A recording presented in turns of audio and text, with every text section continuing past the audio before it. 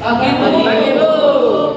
Kita ketemu lagi hari ini, hari Selasa, dengan materi yang ada di depan kalian tentang analisa data. Ya, sebelumnya terus ingin tahu siapa yang tidak masuk hari ini? Ini Bu. Iya, semua. Berarti semua dalam keadaan sehat. Ya, sehingga siap belajar ya? Siap. Baik, anak-anak kelas 9C. Materi kita hari ini tentang analisa data.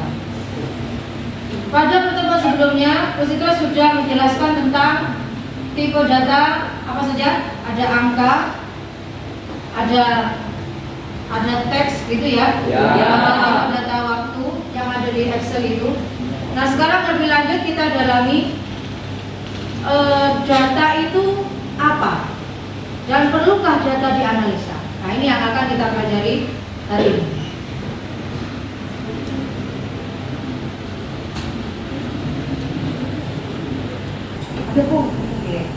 Oke, sebelumnya anak-anak kita bahas dulu pertanyaan romantik. Pertanyaan romantik itu untuk memancing pengetahuan kalian. Pengetahuan awalnya, tahu nggak apa itu data? Yuk, data itu apa yang kalian tahu? Apakah informasi itu biasanya dibutuhkan manusia kan ya? Ya. Oke, kita lanjutkan. Jadi data itu berasal dari istilah datum. Biasanya merujuk pada data single atau tunggal. Ya, contoh. Di dalam daftar HD9C ini, data tunggalnya adalah nomor absen. Jika dianalisa, bisa contohnya ya. Misalkan hari ini siapa yang tidak hadir, gitu ya. Oh si Anggur misalkan, Anggur nomor absen berapa? Kan Bapak Ibu guru selalu bertanya begitu. Nah, hitungan itulah namanya salah satu aktivitas menganalisa. Ingat, komputer itu dari kata computing. Compute itu artinya menghitung. Jadi konsep dasar komputer itu sebetulnya menghitung. Oke, pertanyaan romantik berikutnya. Coba sebutkan apa yang bisa kita sebut data dalam kehidupan sehari-hari. Selain tadi ada nomor absen sudah, nama siswa sudah. Data apa lagi? Kalian bayangkan ada di Indomaret.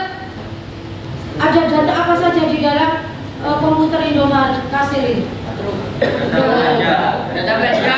Data harga barang. Apa lagi? Data jenis barangnya. Data sabun berapa stoknya? Ya, sabun berapa stoknya? Makanan ringan, minuman, roti. Itu semua kita sebut data. Berikutnya, punya data tunggal banyak, kemudian kita butuh menganalisa. Apa tujuannya menganalisa tadi? Untuk supaya data tunggal yang berceceran tadi agar apa? Tapi untuk bisa menghasilkan apa? Informasi. Kalau kita dihadapkan pada data tunggal, kemudian jumlah laki-laki sekian, perempuan sekian, ini loh hasil rankingnya. Nah, itu hasil dari analisa. Kemudian dibuatlah dalam bentuk grafik supaya orang tua baca. Oh, ternyata dari 11 mapel yang paling rendah bahasa Jawa, yang paling tinggi nilai bahasa Indonesia. Nah, itu kan menghasilkan informasi. Kemudian disampaikan kepada orang tua, disampaikan pada guru. Guru akan merefleksi, kenapa ya mapel saya kok paling rendah? Anak-anak kok banyak nggak ngerti dari hasil grafik itu. Maka Bapak Ibu guru akan mengintrospeksi, bercermin. Apa ada yang salah dengan cara saya mengajar? Ya, Pak, berapa kolom itu?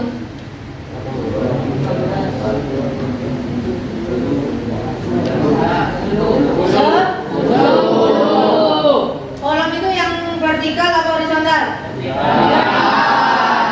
Alhamdulillah ya. Oke, lanjut. Ada data tunggal kode barang, ada data tunggal nama barang, ada data tunggal harga beli, ada data tunggal, harga jual terus sampai kondisi stok. Ini biasanya ada di Indomaret, di GM, di perusahaan, di koperasi ya. Penting ini, penting tidak ada data. Coba seandainya kalau tidak ada analisa, apa yang terjadi? Nilai ujian contohnya disajikan, direpresentasikan setelah diolah menjadi grafik supaya mudah terbaca. Orang yang awam dengan IT, orang awam dengan komputer akan dengan mudah membaca grafik. Misalkan dalam 1 tahun di bulan yang mana ya anak-anak itu banyak kasus kenakalan di sekolah. Oh ternyata di bulan misalkan Agustus. Kenapa? Dianalisa oleh guru BK sama wali kelas. Ternyata karena Agustus itu baru masuk sekolah. Si nyari masuk sekolah. Nah gitu ya. Di bulan apa ya kantin sekolah itu pendapatannya tertinggi? Oh ternyata di bulan Desember. Kenapa kok Desember? Oke, sampai di sini ada yang bertanya. Ini sudah kalian dapatkan minggu lalu ya. Jadi Bu Citra sudah mengenalkan ada sa, max, dan seterusnya. Kalau tidak ada saya lanjutkan. Ini ya, cara pengetikan sintaksa. Ini bisa nanti dilihat pada link video tutorial atau di buku paket. Terus langsung menuju ke lembar kerja praktikum. Itu ada sheet kasus. Kasus ya? Kasus dulu dibaca. Ayo sheet kasus. Kasus itu tentang apa? Tentang tabungan sampah. Jadi ada tabungan sampah. Nah, coba lihat kembali di layar, kita mengamati bersama-sama. Jadi anak-anak, pada cerita ini, Bu Citra review ya. Tentu kalian sudah baca dari rumah. Ada namanya siswa SMP Merdeka. Nah, untuk mendanai kegiatan tutup tahun, siswa SMP Merdeka ini bermaksud mencari dana lewat tabungan sampah. Ini anak Adiwiyata. Ini siapa Adiwiyata? Yang pernah di Adiwiyata? Tidak ada. Gak ada Bu. Ya, oke. Jadi tabungan sampah itu aturannya pungut selama 3 bulan berturut-turut setiap Sabtu pekan keempat. Jadi tim anak Adiwiyata berkeliling ke kelas-kelas memungut sampah yang ada di tempat sampah masing-masing kelas. Kalau botol plastik 2.500. Nah, kita ingat kembali pelajaran matematika ya. Misalkan sekilo kardus bekas 3.000. Kalau 5 kilo bagaimana?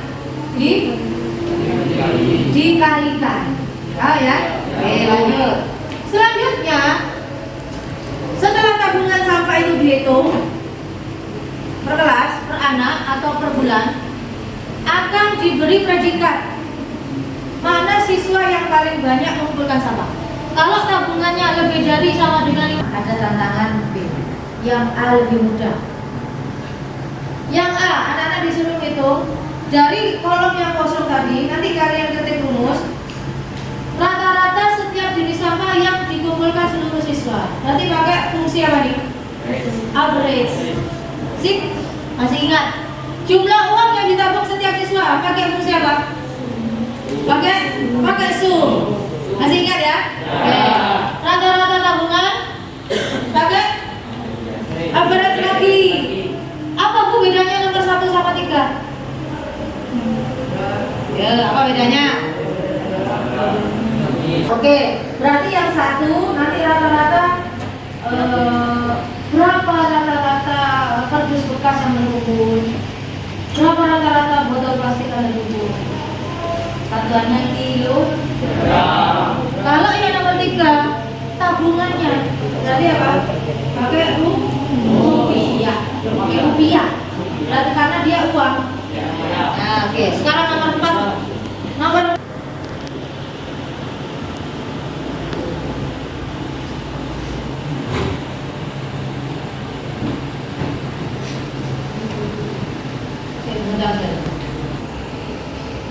Di sini ada data 10 anak. Ya, ini data contoh saja. Cara membaca data, Ahmad dia mengumpulkan kardus bekas 100 kg. Gitu. Silakan dibuka dulu si tabelnya. Biar tidak terlalu sakit mata. Kemudian botol plastik 20 kg. Berapa total berat sampah yang dikumpulkan oleh Ahmad? Berarti kita pakai apa? Sama dengan begini ya. Selanjutnya apa yang saya klik alamat selnya? C5 titik koma. Berapa sel yang terlibat di dalamnya?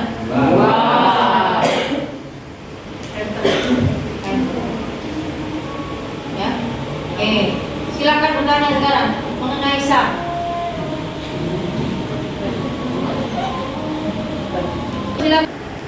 Silakan aku bertanya. Apa pertanyaannya? Apa perbedaan SAM menggunakan simbol plus, titik koma, dan titik dua? Ya, oke. Teman kalian aku bertanya apa perbedaan SAM dengan sintaks? Apa perbedaan SAM dengan sintaks ini ya, ketiga sintaks ini? Jika titik koma seperti ini, maka dia menghitung data sel tunggal. Sel dipisahkan dengan titik koma. Tetapi tergantung settingan Excel. Ada nanti ketika kamu error dengan titik koma, maka simbolnya diganti apa? Pasti ingat? Diganti? Ganti koma. Masih ingat. Kalau titik koma keliru ketika di enter kok tidak bisa Bu, maka diganti koma. Tergantung settingan Excel. Oke, jadi titik koma ini menjumlahkan sel tunggal. C3 ditambah C4 tambah C5 tambah C6. Nah, yang kedua, ini titik komanya diganti plus. Meskipun kedua ini hasilnya sama, maka rumus yang kedua ini, bisa kasih kuning aja. Rumus yang saya kasih bold kuning, ini sintaknya menyalahi aturan Excel. Ya, secara logika dia salah. Kenapa setelah dihitung tambah masih disam? Kan double itu namanya ya. Oke, sekarang yang ketiga, sum dengan menggunakan titik 2. Ini berarti cara membacanya menjumlahkan alamat sel C3 sampai dengan C6. Coba saya tanya, berapa sel yang terlibat di dalam ini? Ada 4. C3, C4, C5. Jadi dia namanya ring titik 2. Gitu ya Antun ya? Oke, pertanyaan berikutnya. Selain MS Excel, aplikasi apa yang digunakan untuk mengolah data? Ya, terima kasih pertanyaannya tadi. Itu kalian memakai Microsoft Excel.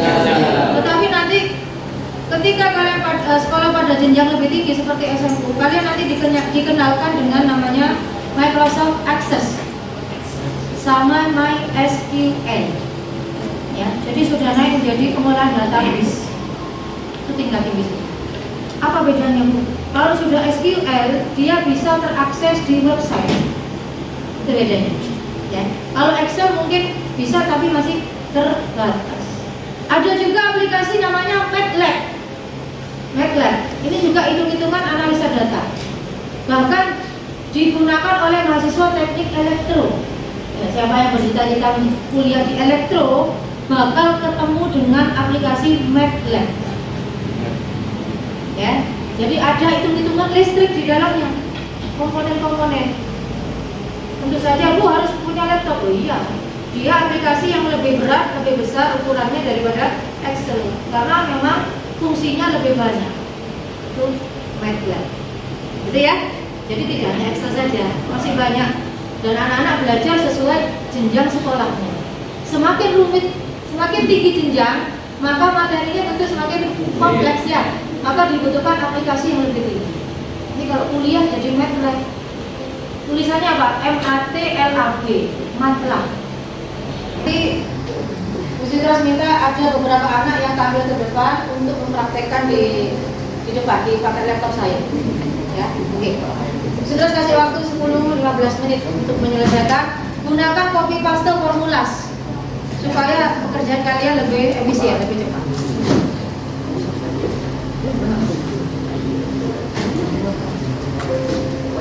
Silakan jika ada yang tidak paham bisa bertanya kepada saya atau kepada temannya, tutor sebaya.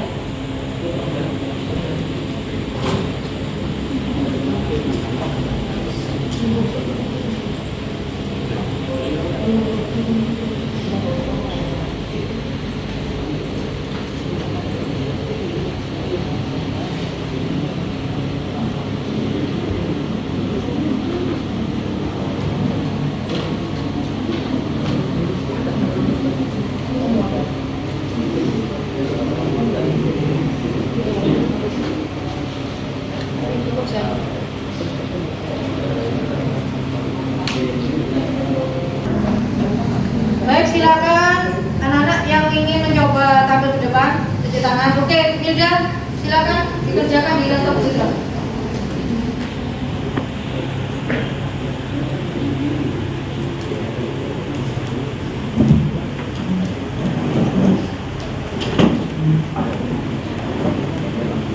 Duduk aja.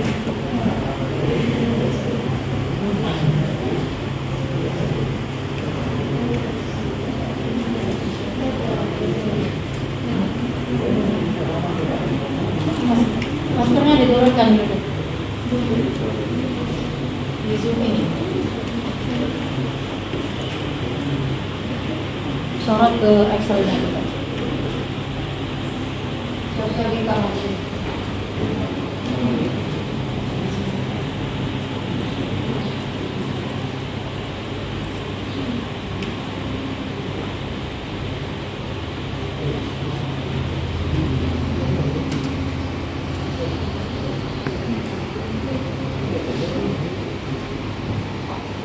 Saya sudah menemukan berapa yang dapat saya sebut. Nah, coba Pusitras konfirm. Anak-anak, apakah rumus ini benar secara sintak? Coba Pusitras tadi jelaskan, kalau di dalam plus, di dalam kurung ada plus, maka sudah tidak perlu apa? Sum. Ya, karena di dalam kurung sudah ada plus di dalam sum. Berarti Wilda langsung saja sumnya dihapus, langsung buka kurung D5. Gitu ya. Coba sumnya dihapus. Nah, sebentar. Anak-anak perhatikan. Saya ulangi lagi. Kalau sudah ada tanda plus, maka secara sintak tidak perlu kalian memakai sum lagi. Paham ya?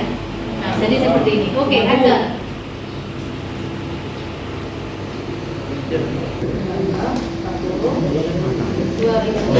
Aduh, 10 juta Dan. Apaan 10 juta? Gue 10 juta sih. 10 M. Ake 2 M. 10.000 juta. Ake 2 M. Udah 10 juta. 10 juta. Sejumlah baik gimana ya? Enggak lah. Ini dulu, ini dari mana? Kalau Udah ini 10 juta. ini sama ini ya. Iki. Sebentar. Ini berarti diklik apa nih? G5. Ayo coba diklik. G5. Kemudian ditambahkan tekan shift, ditambahkan apa? Yang botol plastik ya. Apa? Kok 18? Gimana posisinya? Hah? H5. C. Ini kan hasil analisa data dalam 3 bulan ya. September, Oktober, November. Jumlah tabungan sampah, berarti kolom yang ini ta? Ya kan? Ini di max. Coba sama dengan max. Buka kurung. Nah, Hikam, perhatikan. Ini kamu setting Excel kan pakai titik koma kan? Nah, ini di blok dulu, di blok. Ring pertama September. Di blok lagi N5 sampai N14. Ya, aku N5 ada. Ya aku. Nah, ada semua. Oke, kamu lagi.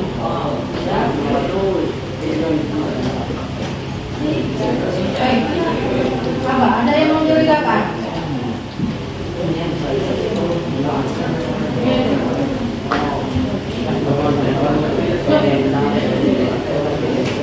Yang mana? Yang ini?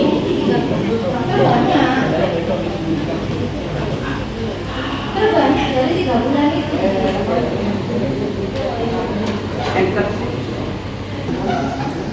Oke, terima kasih Kak sudah menjawab depan. Silakan kembali ke tempat duduk.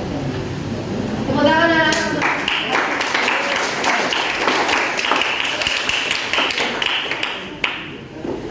ya. Jadi hari ini kita sudah belajar tentang bagaimana menganalisa data. Kita pakai aplikasi Microsoft Excel. Nanti silakan diulangi lagi di luar jam pelajaran supaya tidak lupa. Untuk sekarang yang kita analisa hanya 10 data. Bagaimana jika 100 data? Bagaimana jika 700 data sesuai jumlah anak SMP 5? SMP 5 itu sekitar 750-an. Kalau dijumlahkan kelas 7, 8, 9. Ya, maka tidak mungkin memakai manual, harus pakai data ini ya, pakai aplikasi. Ya, Bu. Ya. Oke, begitu saja dari saya. Coba hari ini kita sudah belajar apa tadi? Rumus apa? Sam.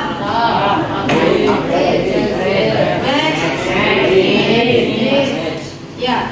Coba Bu Citra tanya. Bagian yang sulit dipahami yang mana tadi?